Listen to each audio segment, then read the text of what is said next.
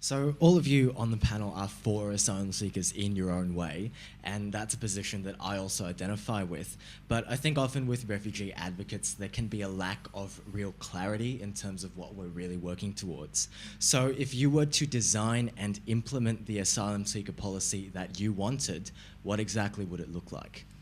I think an ideal policy would accept that there's really no solution out there short of ending peace, ending all worldwide conflict and achieving peace, love and understanding across the entire planet. That's just accepting that's not going to happen in the near future.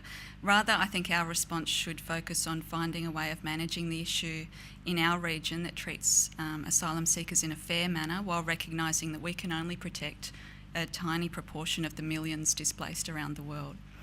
So my ideal policy would use common sense, generosity and pragmatism to recognise that what we're doing now isn't sustainable or long-term and isn't creating durable solutions for refugees in our region. An ideal policy would acknowledge our legal obligations under the Refugees Convention, including the detention clauses, and would commit to a fair, transparent and efficient refugee status determination process. An ideal policy would look at what's sensibly within our power to prevent or stop deaths at sea, but if people reach Australian territory, an ideal policy and under international law obligations, their claims to asylum should be processed, and if they're found to be refugees, they should be granted protection. Michael Jensen. Well, I don't make policy, I'm a theologian, so that's the politician's job, but what I want to see is a better conversation. I want to see language used that doesn't condemn people and doesn't demean people.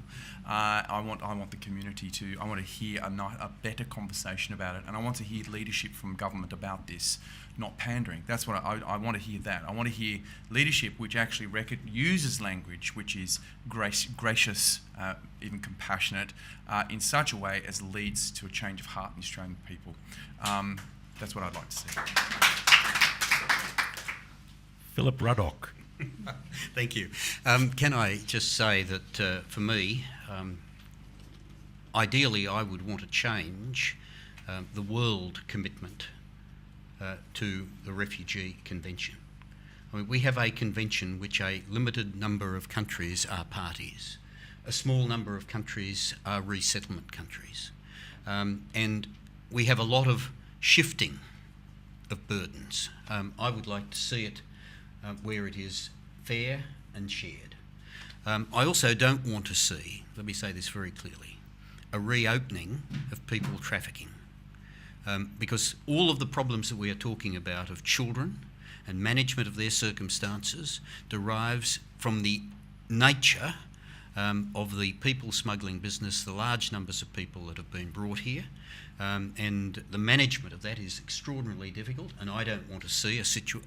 I mean, if we continue in time without boat arrivals, the problems that we talk about, I think, will be fairly quickly resolved and we'll be able to move on. Greg Lake. I think the policy response has to have a diplomatic element. So it's in some ways, to echo what you've just said, I suppose it needs to look at the question of how do we actually address the new refugee, the person who fled recently, and what are the circumstances of current conflicts and current displacement that we need to address in policy terms, and that might look very different from our existing refugee and humanitarian program, and we might need a new program as a result. The language thing is critically important to me, and I think governments actually speaking with very sometimes bland language is important, but I also think we need to recognise that politicians are ultimately politicians, and they have an obligation to win elections in order to get the stuff they believe done. So it's not just on them. The language thing's it's not the politicians' fault on their own. It's all of us collectively, and I wouldn't suggest you were saying that, Michael. I do think that we can be a lot more strategic around our resettlement in Australia and use ourselves and our own example, which we can control, as the flagship model. If it costs $250 million for an extra 1,000 people, we could bring in an extra 10,000 people on those numbers and make quite a dent in the number of people who are in transit in a place like Indonesia right now, and it would still cost nearly $1 billion cheaper than it costs to run offshore processing.